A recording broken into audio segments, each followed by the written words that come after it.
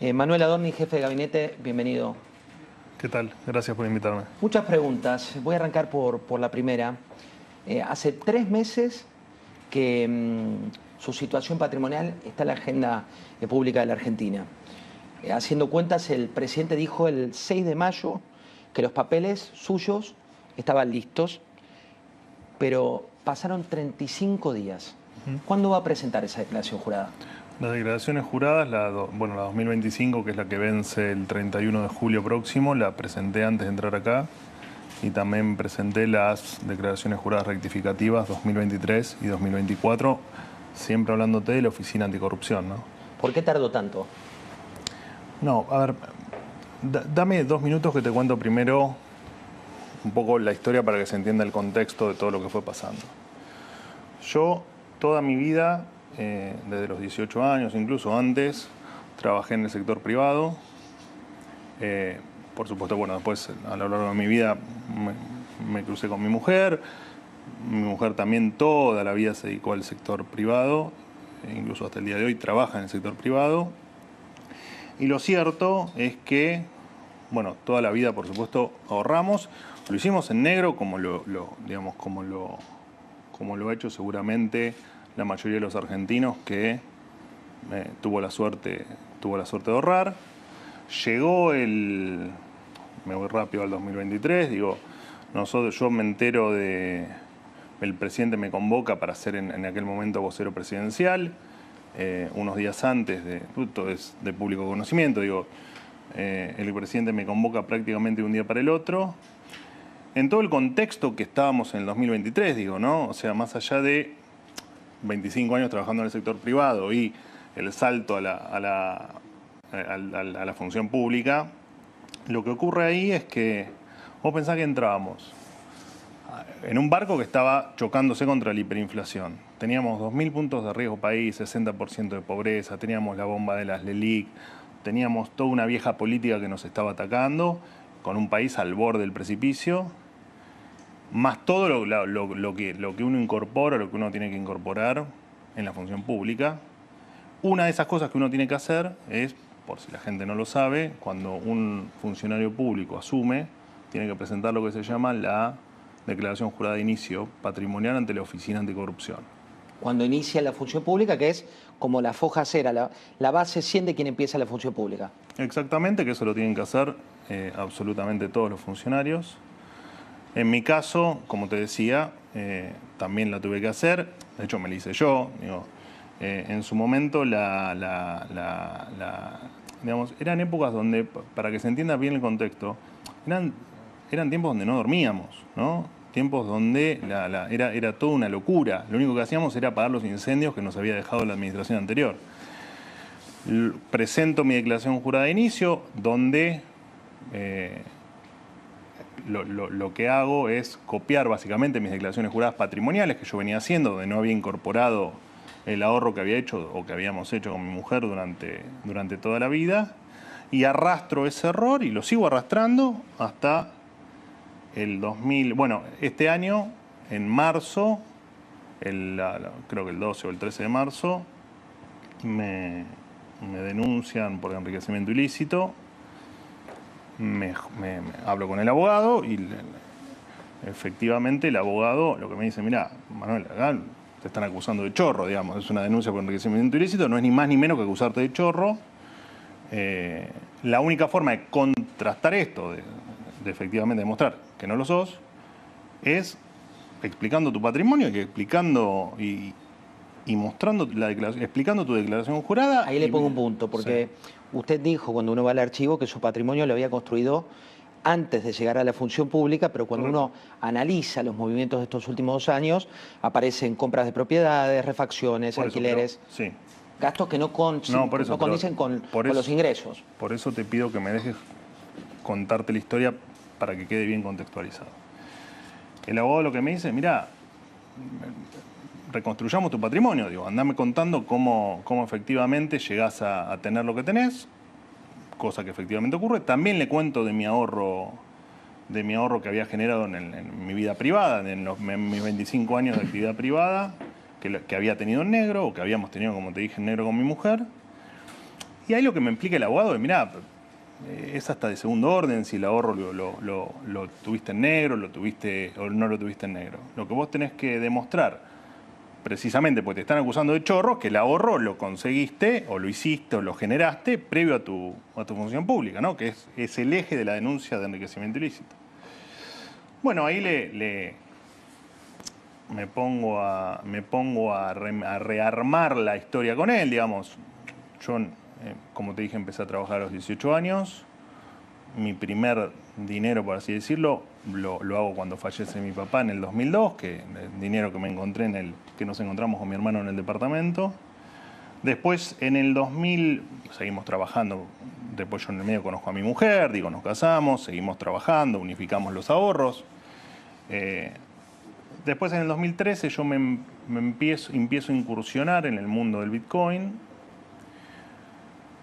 Después, en el 2014, empiezo efectivamente a invertir fuerte en Bitcoin. Eran otras épocas, digo, te estoy hablando de hace 13 años atrás, ¿no?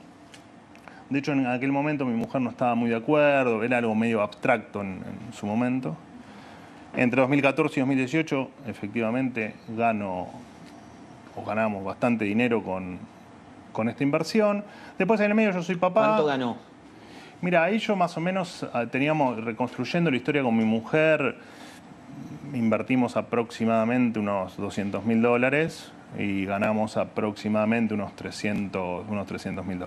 ¿Y por qué no lo declararon? Déjame que te termino de contar. No lo declaramos porque la manera de escaparte de la política, de la vieja política, antes era ahorrando en negro. Digo, esto lo sabe el 99% de los argentinos que tuvieron como te contaba al principio, como te decía al principio, que tuvieron la suerte de poder tener un ahorro. Digo, esto es... no se me hubiese nunca ocurrido ahorrar en blanco, menos aún en aquellos años. Cuando, bueno, yo en el medio soy padre, en el 2015 soy papá de mi primer hijo. No sé si sos papá o no, pero cuando sos padre te volvés un poco más conservador. Y ahí, bueno, decidimos que nosotros queríamos tener 2 hijos, que de hecho después Dios nos dio la gracia de que eso termina pasando. Pero habíamos llegado a un umbral de ahorro que, digamos, era como un seguro, te volvés conservador y era medio como un seguro de vida que teníamos para la educación de nuestros hijos o de nuestro futuro hijo. Y bueno, ahí nos retiramos, digamos, de esa inversión. Después seguimos, ahora te cuento por qué te doy el detalle de esta inversión.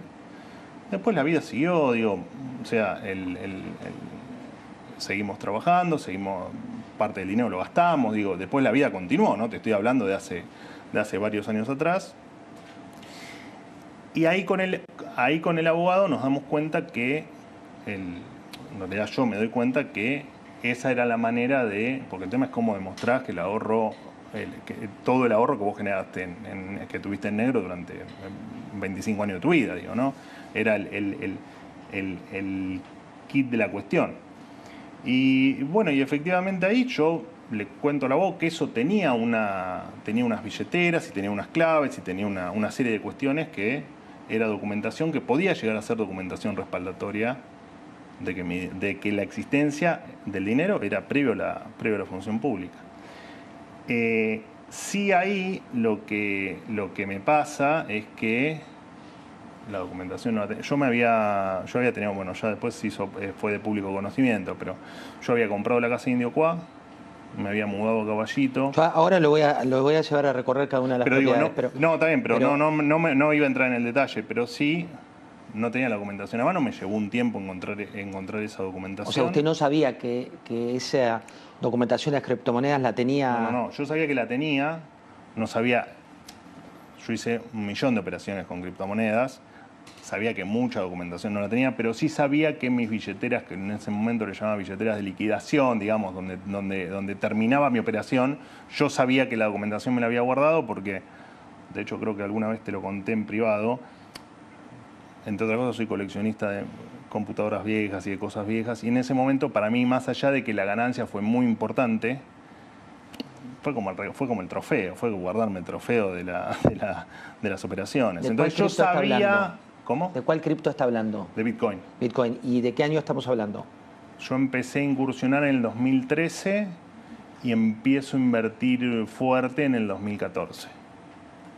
Pero, de hecho, mirá, porque... Bueno, mirá, se operaba en aquel momento con estos... ¿Eso que es el documento de las Bitcoin? Sí, este no es el original, porque el original lo tengo, pero es un ejemplo de cómo se operaba en aquel momento con este tipo de billetes. Pero, por ejemplo, en una de mis billeteras, a modo de referencia, ¿no?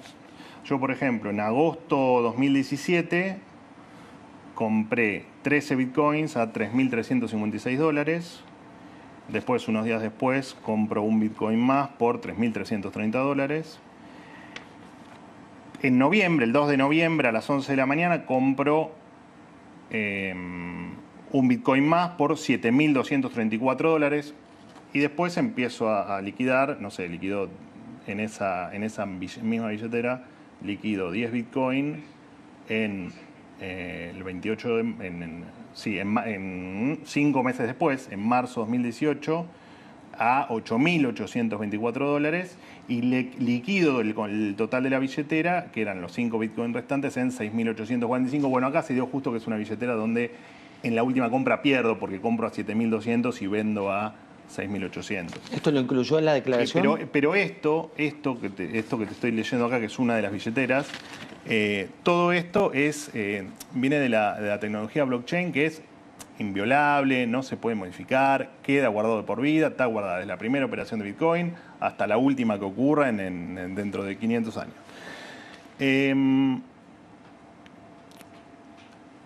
Cuando llega el 2023, esto era todo, esto es un ahorro nuestro que estaba en negro. Y yo, te repito, en aquella locura de aquel momento, copio la declaración jurada que venía siendo patrimonial. En patrimonial me refiero a las que se hacen en Arca, las que hace vos, digamos, la que hace el ciudadano que no es funcionario público, y efectivamente voy arrastrando el error, que desde ya hago un mea culpa, por supuesto que cometí un error, de hecho voy a pagar hasta el último impuesto que me corresponda pagar, hasta la última multa, todos los intereses, todo lo que devenga de este error, pero ni soy un chorro, todo lo hice en la actividad privada y de hecho nunca tuve un cargo público. Jamás en mi vida tuve un cargo público, ni mi mujer ni yo. Mi primer cargo público fue el 10 de diciembre de 2023. El 10 de diciembre de 2023 cuando el presidente Milei me convoca. ¿Por qué no lo dijo antes? Porque, no, a ver, acá hay dos temas. Yo soy jefe de gabinete de ministros de la Nación. Yo me tengo que atener indefectiblemente a los pasos judiciales, a los tribunales de justicia. Yo no puedo responder al tribunal mediático que además desde el primer día me juzgó y me condenó y me trató durante 3 meses como chorro. Yo tengo que, por una cuestión aparte de responsabilidad institucional, tengo que efectivamente responder a los pasos judiciales. Entonces, cuando ocurre que me hacen la denuncia por enriquecimiento ilícito, yo sabía, cuando empieza a juzgarme este tribunal mediático, yo estaba convencido que no importa lo que yo diga, no importa lo que yo explique. No tenía ningún sentido que yo explique sin dos condimentos. La declaración jurada y la documentación que me respalde lo que te estoy diciendo y que efectivamente el ahorro era previo a mi función pública. Lo que pasa es que quien juzga es un juez. Un periodista lo que hace es preguntar y con la respuesta se da a la sociedad, que en definitiva es lo que uno trata, cierta claridad. Le voy a preguntar por Indiocuá, ¿no? Usted pagó $120.000. No estaba en la declaración original, no estaba en el anexo original. ¿Cómo justifica eso? No, a ver, primero te cuento el origen de Indiocuá. Yo en Indiocuá, que de hecho le mando un abrazo grande a toda la comunidad de Indiocuá, que es una comunidad que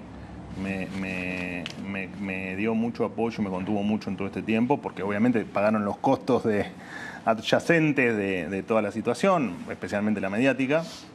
Así que les agradezco por eso. Yo antes, bastante antes de la función pública, había alquilado una casa en Indiocuá, casa que... Un alquiler de $21.000. Un alquiler, no, era mensual, sí, no me acuerdo el total. Un alquiler que no, dije, lo totalizaron en los medios, pero digamos, un alquiler que yo he hecho por 2 meses y que lo había hecho a mitad del 2023, digo, para enero y febrero del año siguiente, porque yo me iba a ir una especie de vacaciones ahí. A mí me ocurre un episodio, yo a los 4 días de asumir, o sea, yo asumo el 10 de diciembre, al viernes siguiente, que creo que fue 14, yo tenía unas entradas para ir a ver un recital a La Plata con parte de mi familia, digamos, mi mujer y mi hermano y mi cuñada, y no sé si había alguien más. Cuando salgo, a los 4 días de asumir, me salgo del recital y a las 2 o 3 cuadras recibo una emboscada, digamos, una agresión brutal de parte de, no importa, unos incivilizados, digo, pero por supuesto pasamos un momento absolutamente espantoso. Y después, eso me quedó, por supuesto, en la cabeza y empecé a darme cuenta que empezaba a tener problemas de seguridad. Pero lo que yo en ese momento tenía mi nena de 3 años y medio y mi nene de 8 años y medio más o menos, cuando asumí. Y cuando empiezo a ir a Indiocuá, a partir de enero, del 31 de diciembre creo que empiezo a ir a Indiocuá, a esta casa alquilada, me doy cuenta que en mi vida con los nenes, en términos de ir a un cine, a un teatro, a una plaza, digamos, todo eso se había terminado. Por las agresiones que yo no podía permitir que me agredan adelante de mis hijos. No lo permito hoy, no lo voy a permitir nunca. Y conviviendo en Indiocuá me doy cuenta que efectivamente es un lugar donde yo tenía que indefectiblemente ir a pasar los fines de semana, porque no, era la manera de proteger de poder hacer 2 cuadras, de dar una vuelta a manzana sin tener el miedo que algún inadaptado me pueda agredir. Entonces ahí lo que hago, más allá de que después extendí el contrato de alquiler hasta donde pude, ahí me pongo a buscar casa porque entendía que era más allá de que el ahorro que yo tenía estaba destinado a otra cosa, porque como te dije, te volvés conservador y en definitiva era un seguro de educación y de futuro de mis hijos. Lo que me ocurre ahí es que me doy cuenta que eso no podía, digamos que tenía que destinar parte del dinero parte del dinero yo lo había utilizado en viajes y había hecho otras cosas, pero a lo largo de los últimos años. Pero sí me di cuenta que tenía que irme a vivir a Indiocuá. Y ahí empiezo a buscar la casa y encuentro esa casa que... ¿Y por qué no estaba en la declaración? No, es que en la declaración sí estaba. De todas maneras... En la original no, en el anexo tampoco. No, se sumó con la OA, con la Oficina Anticorrupción. No. Después se suma. No, la confusión es esa. La confusión es que yo no tenía declarada la casa, porque esa casa estaba escriturada, no importa el detalle de la escritura, pero estaba escriturada 100% a nombre de mi mujer, entonces la había declarado ella y no se veía en la declaración jurada. O sea, estaba en la declaración declarada de su mujer. Claro, que ahora de hecho es uno de los detalles que entre tanto lío estoy corrigiendo y voy a exponer el 50% y 50%, pero digo, son formalismos. Cuando uno mira el corazón de este caso, hablábamos de 3 meses en el... Y perdóname, después surge una confusión por la hipoteca, porque quienes me prestan el dinero para la adquisición de Indiocuá no querían hipotecar una propiedad que estuviese en provincia. No importa que estuviese dentro de un barrio cerrado, digo. Entonces termino hipotecando el departamento de asamblea. Por eso es que no sé, algunos se equivocaban y no entendían cómo había hipotecado un departamento y comprado una casa distinta, ¿no? Ahora o sea, después profundizamos en ese punto, pero hay un tema que es el que se instaló en la sociedad y que tal vez es el más profundo, digo. Hay mucho dinero en efectivo, ¿no? Mucho dólar en efectivo que va de acá a allá, el otro que declara. ¿Cómo se justifica? ¿Dónde surge? ¿De dónde surgen esos dólares en efectivo? De lo que te estoy contando, de 25 años de haber ahorrado, invertido y... De esa criptomoneda en negro. No, la criptomoneda fue la forma que yo tengo de demostrar que mi ahorro era previo. Por eso te conté todo el detalle. Porque es ¿cómo demostrás que tenés ahorro en negro? Con un documento, en este caso... En este caso, claro, en este caso, la documentación que yo tengo para demostrar eso son las claves de las billeteras que usaba en su momento, o de alguna de las billeteras que usaba en su momento. Pero Pero después fueron 25 años de laburar con mi mujer en el sector privado y de ahorrar ahorrar en negro, pero en virtud de lo que generamos en el sector privado. Hay un punto del contratista, Matías Tabar, que cuando uno ve la declaración que hizo, él habló de $245.000 en efectivo, no solo para él, sino en todas las refacciones. ¿Usted coincide con ese número? ¿Con No, el número es menos y es un tema que se está dirimiendo en la justicia. También él dijo que se intentó un contacto previo, que usted intentó un contacto previo con él. Es cierto. ¿Es cierto? Sí. ¿Por qué? ¿Qué buscaba? Porque primero yo tenía una muy buena relación con él. Pero además porque siempre le quise pedir disculpas. No pedir disculpas, pero bueno, porque en definitiva tampoco es culpa mía todo lo que pasó. Pero sí que quería pedirle disculpas por el lío en el que estaba envuelto, ¿viste? Ir a declarar para una persona no es para cualquiera, digo. Y la verdad es que me parecía bien pedirle disculpas y ofrecerle cualquier tipo de ayuda que le pueda brindar. ¿Y él no lo atendió? No, creo que llegamos a hablar, sí. Después se dijo de él que era kirchnerista, que tenía una intencionalidad. ¿Coincide con eso que se ha dicho? No sé, esos son... Han dicho cualquier barbaridad. Han dicho que esto era un Rolex de $14.000. Han dicho cualquier barbaridad. Lo llevo a otro punto sensible. Cuando uno evalúa el tema de las propiedades, por la propiedad de Caballito aparecieron dos jubiladas, ¿no? Con un saldo de precio de $200.000. Sí. Si yo me pongo en los zapatos de esas jubiladas, ¿qué garantías tienen ellas que usted le iba a pagar con los ingresos que usted tenía hasta ese momento? Sí, esa operación la hice con un amigo. El amigo es el hijo de las jubiladas. Sí, no sé por qué las rotularon como jubiladas. Una es la mamá de mi amigo. Es una operación que yo, dentro de mis problemas de seguridad, digamos, o de los temores que empecé a tener con mis hijos y de las situaciones que me ocurrían, de hecho esto lo conté en otras oportunidades, yo en el departamento de asamblea tenía vecinos con mucha hostilidad. De hecho tenía una terraza grande donde me tiraban cosas de los pisos de arriba, me agredían en los pasillos, y era una situación que llegó a un punto que era insoportable, porque imagínate llevar a tu nene de 5 años o de 10 años y que te agredan en un pasillo de la casa donde vivís. Entonces, mi amigo Pablo sabía que yo me tenía que mudar, digamos, que tenía una urgencia. Él tenía ese departamento disponible, me dijo, che, mirá, lo estoy terminando de pintar, de no sé qué, mudate de un día para el otro, digamos. ¿Con la rectificación de la declaración tiene los fondos para pagarles? No, no, por supuesto que sí, pero para que quede claro, mi amigo me dice, vení, mudate, después cuando vendés asamblea, me pagás, no hay problema. Y la verdad que quisimos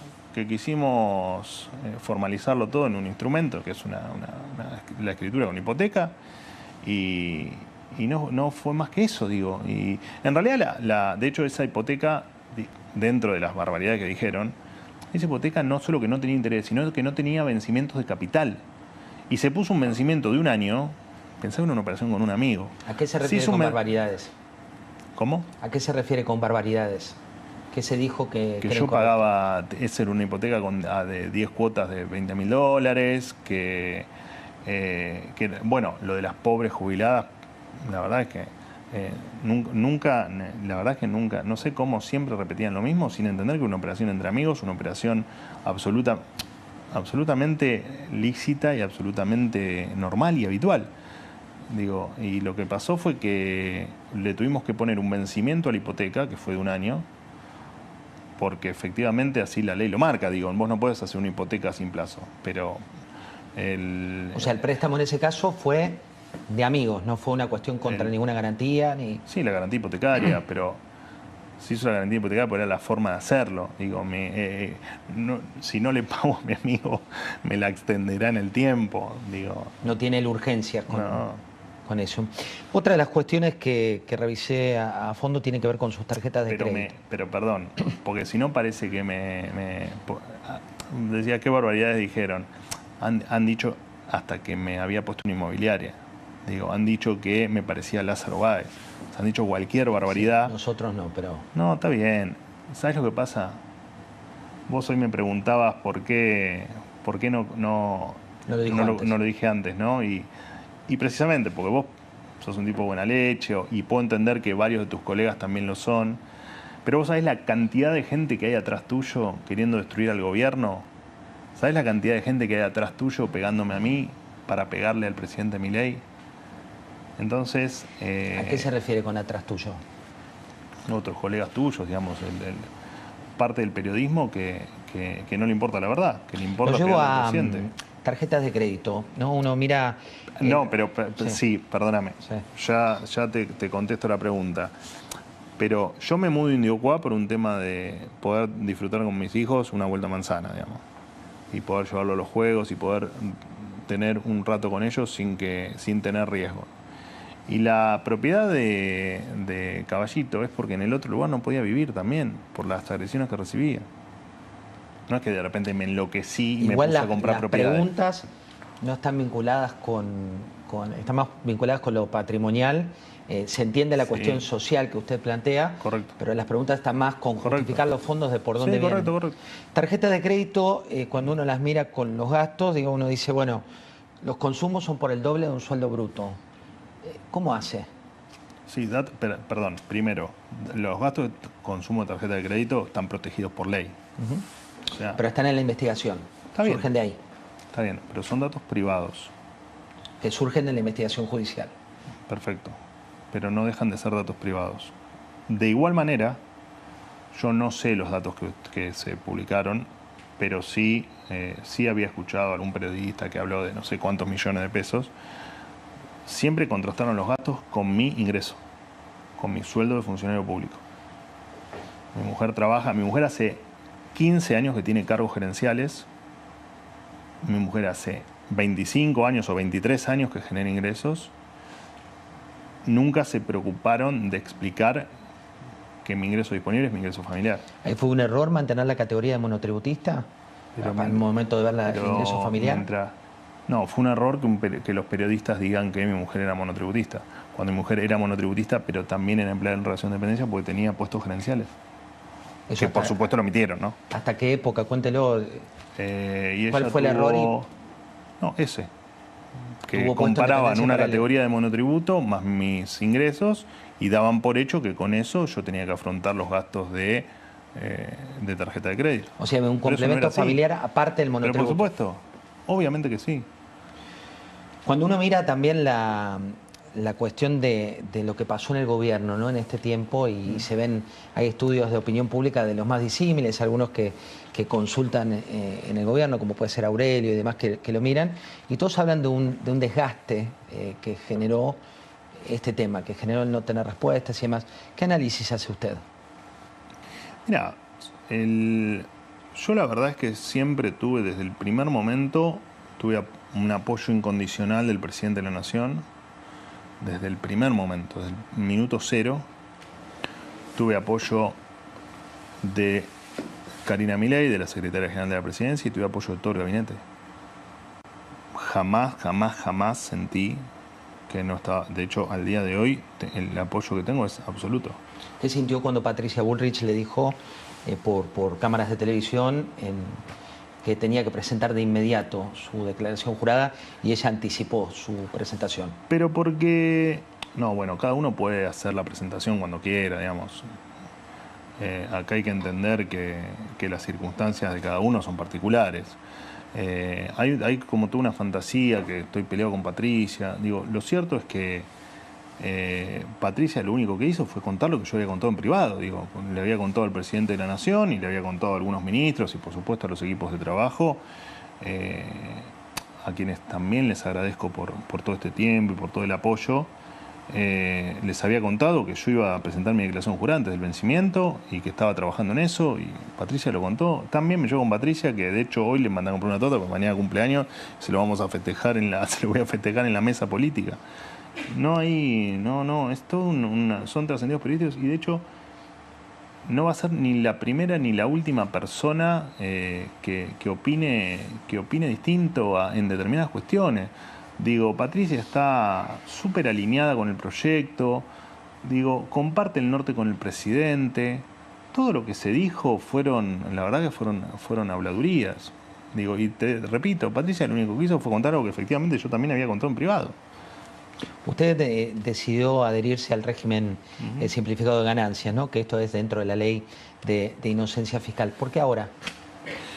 Bueno, ahí hay dos. Bueno, primero porque estoy presentando mis declaraciones juradas ahora. Te voy a hacer ahí, porque hoy, de hecho, durante el día de hoy hubo bastante mala intención en todo lo que pasó con el régimen, que en realidad no es régimen de inocencia fiscal, es régimen de ganancias simplificadas. Lo que pasa en la página de ARCA, perdón, pero en la página oficial de ARCA dice: el gobierno reglamentó el régimen de inocencia fiscal. El primer párrafo dice: ARCA tiene habilitada la adhesión al régimen simplificado de ganancias, una nueva forma de declarar. Correcto, no es un régimen simplificado de ganancias.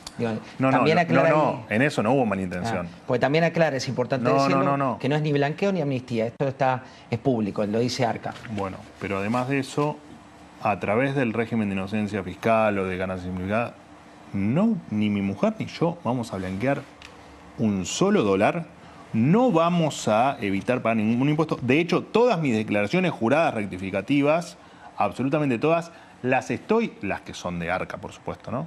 Las estoy haciendo por el régimen general.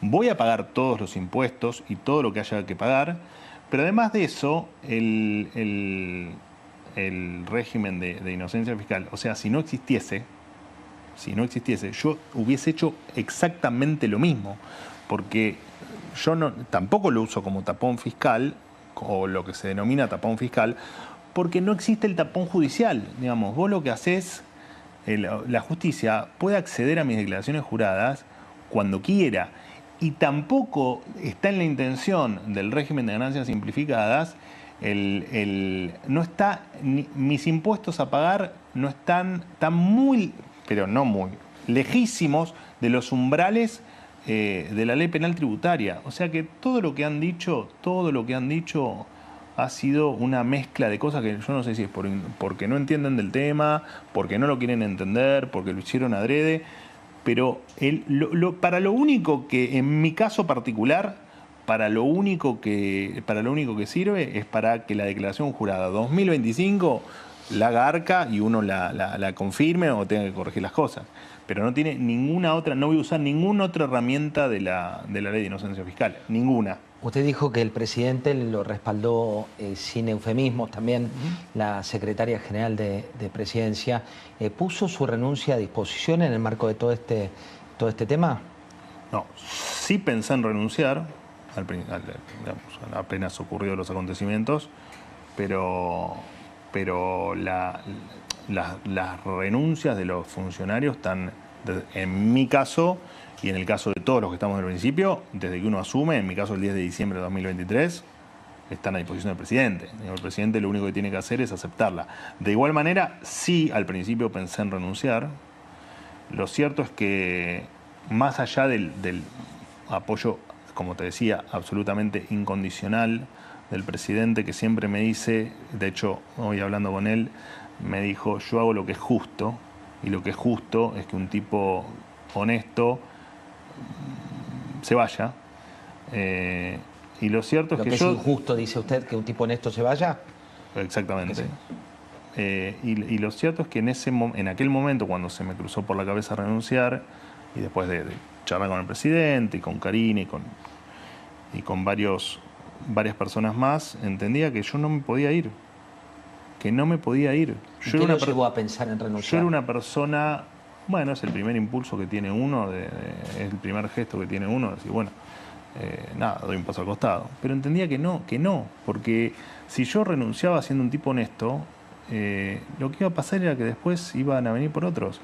Y también entendía que no era un tema, entendí en ese momento que no era un tema más grande que que mi denuncia o que me acusen de... A mí me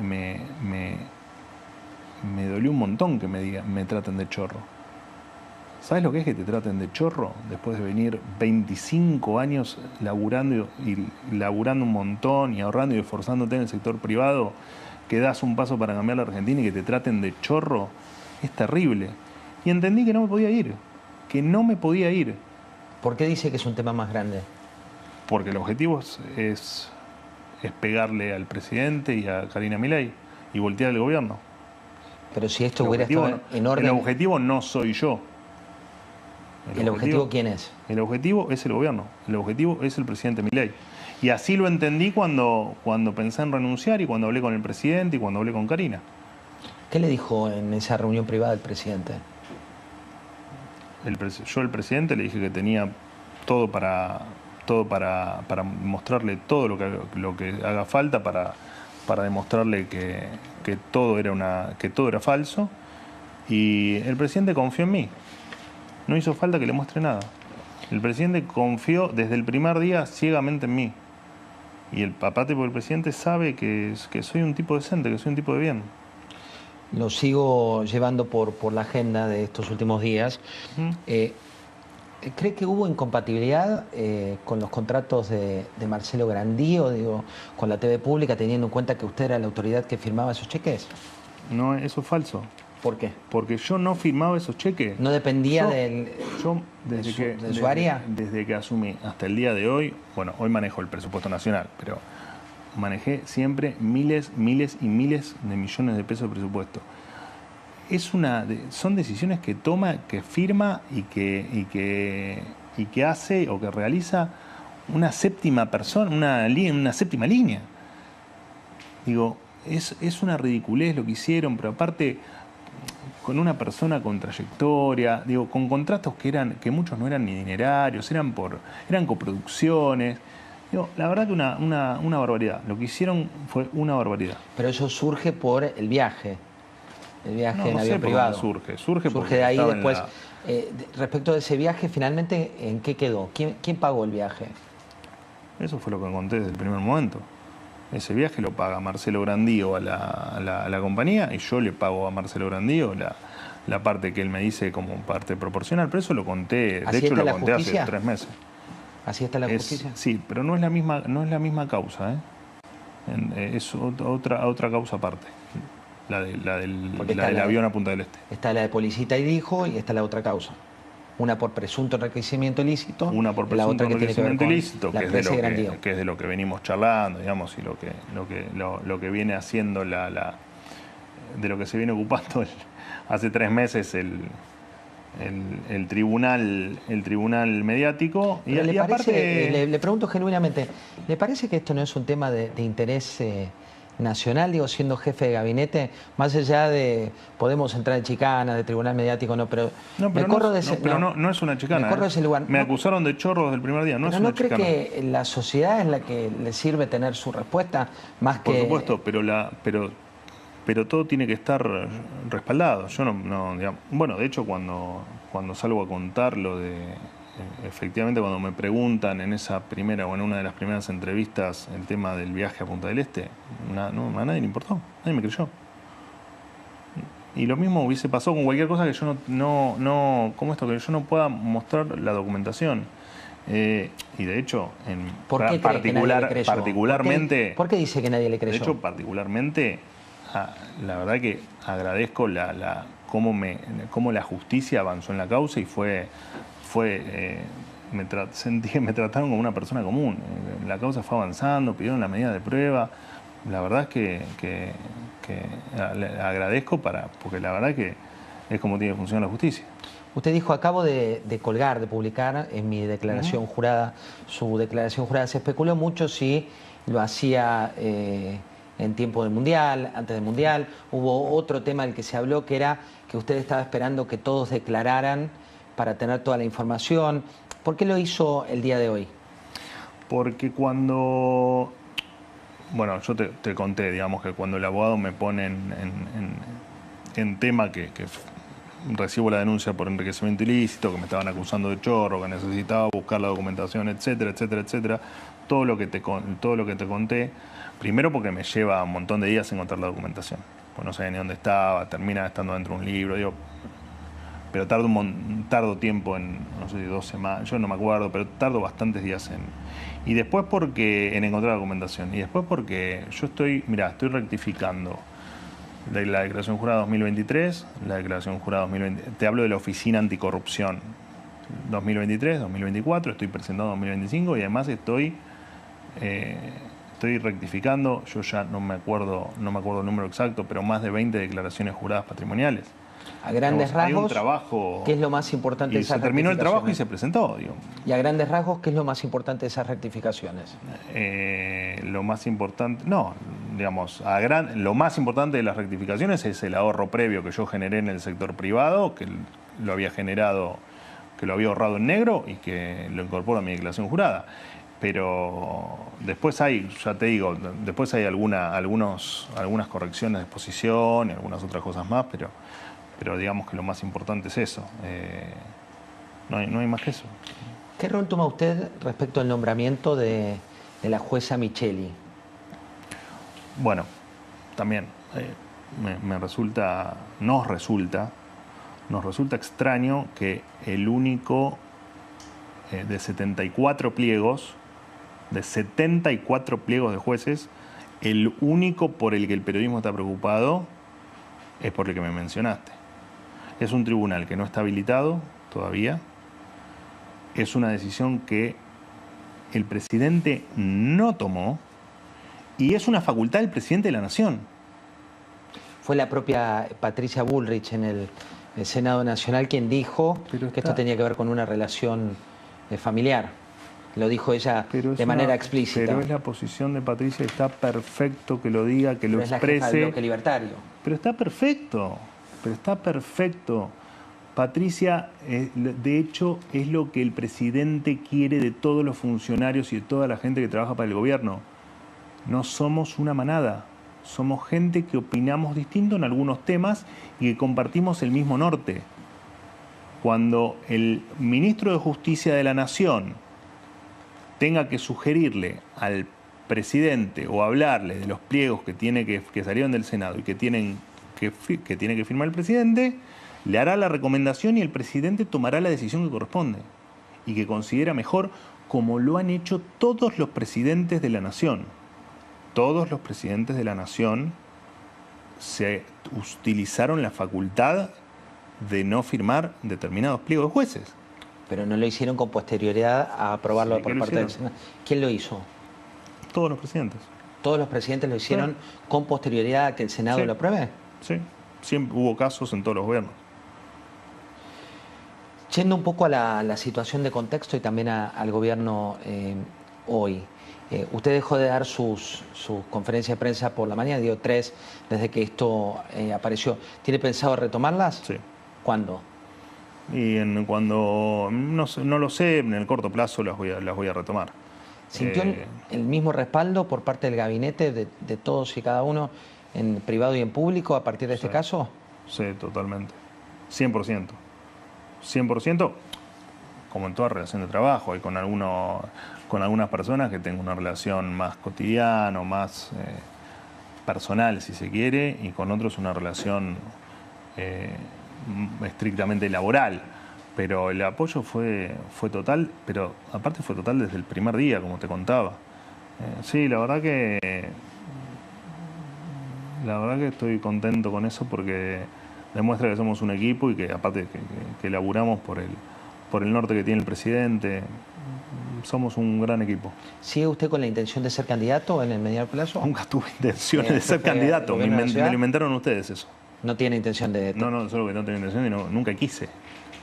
Eso fue otro invento de la... No quiso ni va a querer. Pues tampoco quería ser en su momento candidato y lo fue y ganó una elección en la ciudad. Pero si uno va al archivo tampoco quería hacerlo. Pero no... Lo cual es cierto, digamos... Después yo siempre dije, donde el presidente me pida que esté, yo voy a estar, y en aquel momento fue lo que ocurrió, pero nunca porque vos dijiste, ya seguís teniendo intenciones de ser candidato a jefe. Si todavía no nunca las tuve, ni a ser jefe de gobierno ni a ninguna otra candidatura, claro, ¿no? Y aparte no se habla de candidaturas, no. Aprovecho estos últimos minutos para algunas reflexiones a partir de lo que usted dijo. Dijo, bueno, primero hago un mea culpa y profundizando en eso. El mea culpa tiene que ver con lo contable, el mea culpa tiene que ver con cómo salió frente a esa crisis que usted, la primera reacción fue decir no tengo por qué dar respuestas. ¿A qué se refiere con un mea culpa? No, el mea culpa es por haber cometido, por haber arrastrado un error que no, más allá de que fue absolutamente involuntario, creo que tengo que pagar todo lo que corresponde por el error que cometí. Los tiempos judiciales en las dos causas que están abiertas implican que en una es muy factible que lo llamen a indagatoria. ¿Va a ir a indagatoria o va a recurrir? Pero primero que no sé ni de lo que me hablas, porque yo de términos jurídicos no entiendo. Todo está explicado y de todo hay documentación respaldatoria y yo estoy como estuve siempre, a tal punto que te repito, considero que el trabajo que ha hecho la justicia fue excelente, al menos en términos de la dinámica del tiempo. Y lo cierto es que yo estoy a disposición de la justicia. Digo, no importa lo que la justicia requiera, pida, estoy a disposición de la justicia. ¿Qué es lo que debería hacer siempre, no? Lo llevo a su función de jefe de gabinete hoy. ¿Cree que esta situación opacó su gestión en el último tiempo? Sí, bueno, puede ser, sí, claramente, digamos. Y lo que no se hablaba de mi gestión, sino que se hablaba de si yo me había puesto una inmobiliaria o si había... Pensé que se pasaron una semana hablando de un viaje a Disney con mis hijos que nunca existió. No acá. Se pasaron... Hablo siempre en general. No, yo digo porque nos debemos también a... Han hablado de un viaje a Río de Janeiro de 15 días que jamás existió. Aclaro, no han hablado de... Acá no, pero han hablado de que yo iba a España, viajaba a España a arreglar conferencias de Milei con Pilar Rahola. Digo, acá no, tampoco hablamos acá de una casa en Martínez, tampoco hablamos, acá no lo dijimos. Han dicho cualquier cosa. Acá no la lo verdad que en general han dicho cualquier cosa. Me han juzgado injustamente, me han tratado de chorro injustamente. Pero la justicia juzga, no Exactamente. No que le hace las preguntas. Totalmente de acuerdo. Voy un poco a la gestión, que me interesa antes de cerrar la entrevista. ¿Se vienen cambios? ¿Qué es lo que están planeando para ahora? Digo, ¿hay algún tipo de modificación de gabinete? ¿Están pensando algún cambio? Para nada. Para nada. De todas maneras, el presidente, te repito, el presidente toma las decisiones y el equipo de gobierno acata. Digamos, si el presidente mañana quiere modificar la composición de su gabinete, lo hará. Y en su caso, sea en mi caso, sea en cualquier otro. En su caso, la idea es seguir como jefe de gabinete. Sí, claro, por supuesto. Por supuesto. Se habló también de la economía por estos días, ¿no? Por un lado que tuvo una mejora en el PBI, por otro lado que la construcción no despegó. ¿Qué análisis hace usted de la situación económica? Nosotros, el otro día no me acuerdo con quién hablaba y hablábamos de lo que uno veía, de lo que uno sentía en el 2023, digamos, cuando uno asumió. Que la pregunta era, bueno, ¿cuándo se viene la hiper? ¿Cuándo vuela todo por el aire? Esa es la pregunta que hacían ustedes los periodistas a los entrevistados, ¿no? A los economistas o a los políticos. Y la verdad que hoy vivir en un país donde tenemos créditos hipotecarios, la inflación, a la inflación le estamos por pegar el tiro final. Nadie habla ni remotamente de la posibilidad de una crisis cambiaria. Donde salimos del cepo, donde no tenemos déficit fiscal, donde las exportaciones vuelan, donde las inversiones están empezando a materializarse y están volando también. Digamos, bueno, lo dijo Toto Caputo, ¿no? Toto que dijo, vamos a vivir los próximos mejores 18 meses de la historia económica argentina y va a ser así. La verdad es que todo lo que se ha hecho y todo lo que viene por delante me estás hablando en términos económicos, es fantástico y ya te digo, vos pensás que solo con el RI estamos hablando de 100.000 millones de dólares de inversión a número redondo. La verdad es que y la única forma de que la gente esté mejor y que gane más guita y que tenga mejores trabajos es con inversión. Últimas preguntas con respuestas breves, así respetamos el tiempo. Volvió Macri a escena. ¿Usted cree que va a ser un adversario en futuras elecciones? Bueno, hay que preguntárselo a él. Desconozco lo que... ¿Para usted? No lo sé. Desconozco las intenciones del ingeniero Macri. Surgieron versiones en las últimas horas de la secretaria general de la presidencia diciéndole a su tropa libertaria que el objetivo de todos es la reelección del presidente de la nación. Es el objetivo. ¿Ese es el objetivo primordial? Claro. No es que es el objetivo primordial. Nosotros sabemos que haciendo las cosas bien, la sociedad va a tomar la decisión de que el presidente Milei continúe 4 años más. El objetivo es hacer las cosas bien, que por supuesto va a devenir en la reelección. Y todos trabajamos con ese objetivo, con el objetivo de hacer las cosas bien. Entonces, digamos que por propiedad transitiva, efectivamente estamos trabajando para la elección del presidente, pero nosotros nos levantamos todos los días laburando, pensando qué hacer para que la Argentina esté mejor. Nosotros pensamos en inversiones, pensamos en crecimiento, pensamos en desregulación, pensamos en cómo avanzar a mejor salud, a mejor educación. Digo, nosotros tenemos muy en claro el norte que nos puso que es el norte del presidente, ¿no? Y nosotros trabajamos todos en línea con ese objetivo. Y ya te digo, vivir en un país estable, sin inflación, sin la locura detrás del dólar, con salarios que poco a poco le van recuperando terreno en términos reales. Nosotros pensamos una Argentina distinta a la que la vieja política se imaginó y que materializó durante tantos años. Dos últimas. Usted dijo al principio que se equivocó, que le había hablado con sus abogados, que tiene que ver con con su abogado esta rectificación. ¿Qué responsabilidad le dijo su abogado que supone este error en términos jurídicos, el decir esto fue un error? No, a ver, fue un error, digamos. Después, en tal caso, la justicia dictaminará y yo por mi error y por el error que cometí voy a pagar hasta el último peso de impuesto. Por eso también te aclaré lo de inocencia fiscal, porque yo podría haberme inscrito en inocencia fiscal para no pagar nada. No es lo que va a pasar.